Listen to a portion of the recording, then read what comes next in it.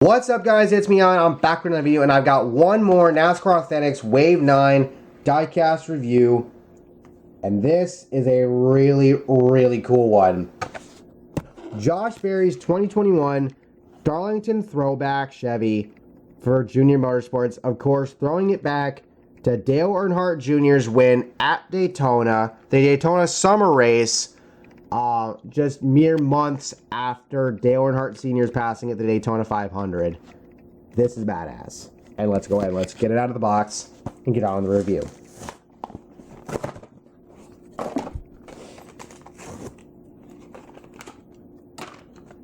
There is the sticker that comes with it.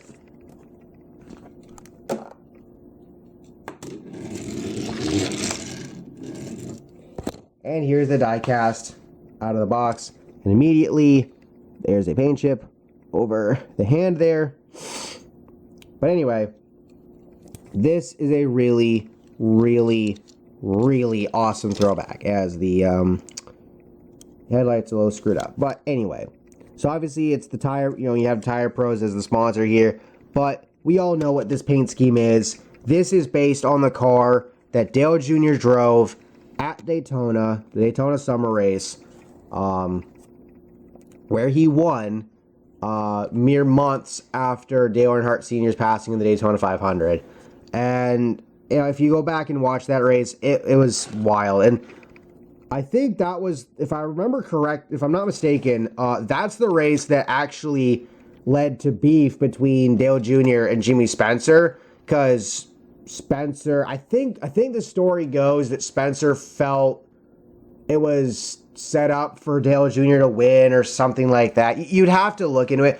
Luckily, it seems like that beef's been settled.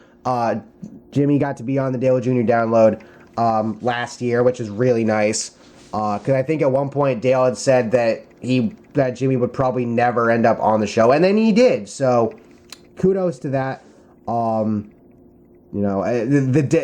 I'll say this much, the day that Dale Jr. brings Teresa Earnhardt on, I don't think it will happen, but if it ever does, ooh, that would be a spicy one to watch and listen to. Ooh, baby. But anyway, Josh Berry does this throwback, and this is a paint scheme that it absolutely deserved to be a throwback, and I'm glad he did. Obviously, you have on this side here, you have Dale Jr., when he parked the car in the grass after he won, out of the car, on the roof, or he's either standing on the roof or he's standing on the door panel, whatever the hell it is. And then you have on this side, there's Dale, of course, with Michael Waltrip, who Michael brought his car into the grass and to go and celebrate with him. Because, of course, as you all remember, or as we all know, Michael Waltrip was the one that won the Daytona 500, but of course that was overshadowed by the passing of Dale Sr. And of course, if you watch this back, to see Michael and Dale have this moment, and then the interview that Dale gave afterward, this is a special win. Honestly, he's won the Daytona 500 a couple of times. You have the win, I believe, at Michigan, that broke his winless drought. At one point, which spanned a couple of years. But even above the Daytona 500 wins, I think this win right here is probably the most special one of his entire career, because of how much of what it symbolizes. And I am so freaking glad that Josh did this throwback. And I cannot wait to see what Josh does in 2022 for them. He got the big win at Martinsville. He won again at Las Vegas in the playoffs, even though he himself wasn't in the playoffs, but he won at the playoff race. He's got a bright future ahead of him, and the fact that Dale pretty much just picked him out of, the local racing,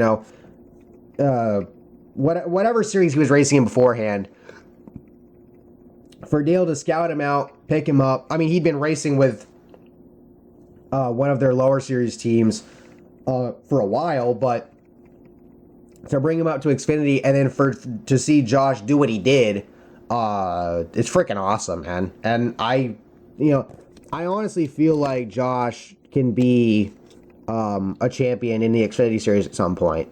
Now, why the hell is the 8 so slanted on this side, but it's less slanted over here? That's just kind of funny to me. But, yeah, and then, of course, I mean, part of it was the fact that Josh was in the 8 car for most of the first half of the season because Sam Mayer wasn't old enough to race. But then Josh took the opportunity that he got and he ran with it. Again, the win at Martinsville was fucking huge. And it helped set the course for where Josh is at now, where he's running full-time for Junior Motorsports in the Xfinity Series alongside Sam Mayer, as well as, of course, you know, Gregson and Allgaier.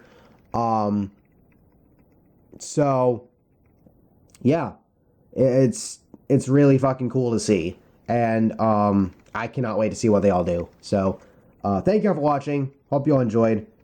I will catch you all next time. Make sure to like and subscribe. And turn on your post notifications so you don't miss out on future uploads. And make sure to use code ANJJ for free shipping on orders of $20 or more at Circuit Diecast. Peace.